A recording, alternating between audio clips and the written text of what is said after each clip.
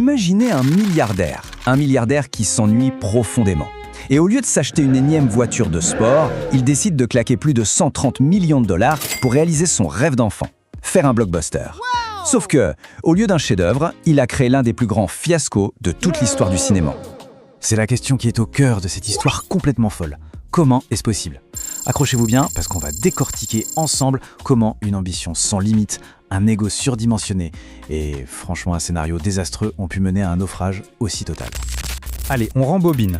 Pour vraiment comprendre ce fiasco, il faut d'abord qu'on s'intéresse à l'homme qui se cache derrière ce projet titanesque. Alors cet homme, c'est John Chang, un magnat de l'immobilier chinois qui a fait fortune en construisant des répliques de châteaux européens en pleine Chine. Le business marchait bien, mais sa vraie passion, c'était le cinéma.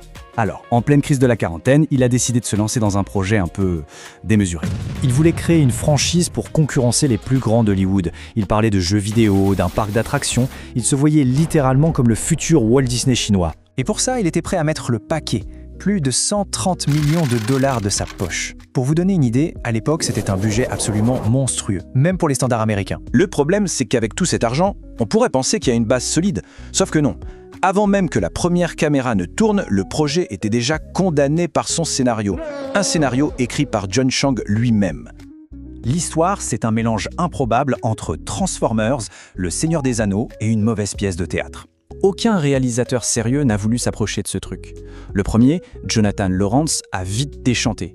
Chang a ensuite engagé des légendes, comme le réalisateur de l'Empire contre-attaque, qui lui ont dit poliment que son script était nul. Il l'est viré. Il a engagé le réalisateur de Catwoman, même topo.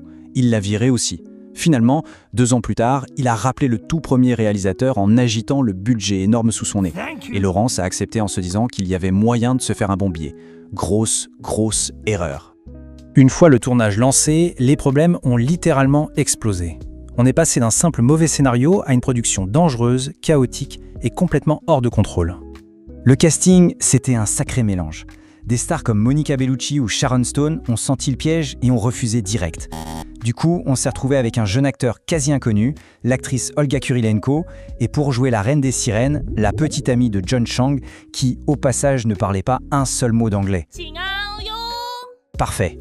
Ce tableau, il résume parfaitement le délire. Chang promettait des armures épiques, ils ont eu des bonnets de bain en plastique en guise de casque. Il promettait des cascadeurs pros, mais ce sont les acteurs qui devaient faire les scènes dangereuses. Et le pire du pire, le traducteur sur le plateau avait tellement peur de se faire virer qu'il ne rapportait que les bonnes nouvelles à Chang.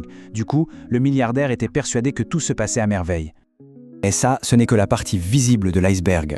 La production a confisqué les passeports des acteurs pour les empêcher de partir. Quand les figurants ont fait grève parce qu'ils n'étaient pas payés, Chang a carrément fait venir des flics corrompus pour les menacer. Une actrice a même dû organiser son évasion de l'hôtel en pleine nuit avec l'aide du consulat américain pour pouvoir rentrer chez elle. Le tournage était devenu un vrai cauchemar. Face à ce chaos, même le réalisateur Jonathan Lawrence, qui était revenu juste pour le chèque, n'en pouvait plus. Il a fini par jeter l'éponge et a abandonné le navire en plein milieu du tournage, laissant tout le monde en plan. Bon, le film est tant bien que mal dans la boîte. Maintenant, il faut essayer de le vendre au monde. Et comme on pouvait s'y attendre, ça a été un désastre tout aussi spectaculaire. Après des années de galère, le monde allait enfin découvrir les premières images de ce qui devait être l'Avatar chinois. La bande-annonce sort en 2012 et la réaction a été immédiate. La réaction était unanime, un fou rire général. La bande-annonce est instantanément devenue la risée d'Internet. Tout le monde s'est moqué de la qualité horrible des effets spéciaux et du jeu d'acteurs, surtout en sachant le budget monumental derrière. À court d'argent, Chang a eu l'idée de génie de lancer une campagne de crowdfunding pour finir le film. Sur un objectif de 150 000 $, il en a récolté à peine 3 000. Et le coup de grâce a été l'annulation de la présentation à Cannes. L'acteur principal a reçu un message lui disant de réserver son billet d'avion pour la France, puis un simple texto quelques heures plus tard pour lui dire « c'est annulé ». L'humiliation était absolue.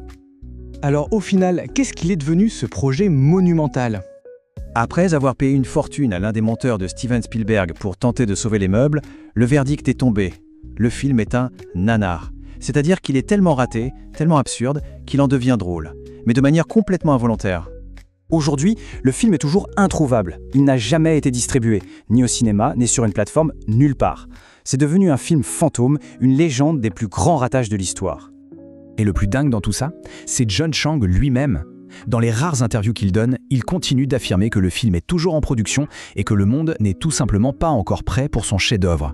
Le déni est total. Au final, cette histoire est une leçon assez fascinante. Ça montre bien qu'avoir tout l'argent du monde et une ambition débordante, ça ne suffit pas. Sans écoute, sans collaboration et surtout sans une bonne dose d'humilité, même le rêve le plus fou peut se transformer en un naufrage à 130 millions de dollars. Une vraie tragédie hollywoodienne, mais sans le happy end. Merci d'avoir regardé cette vidéo jusqu'au bout. Pense à t'abonner et n'hésite pas à commenter pour partager ton impression, ça m'aiderait énormément. Prends soin de toi et je te dis à la prochaine.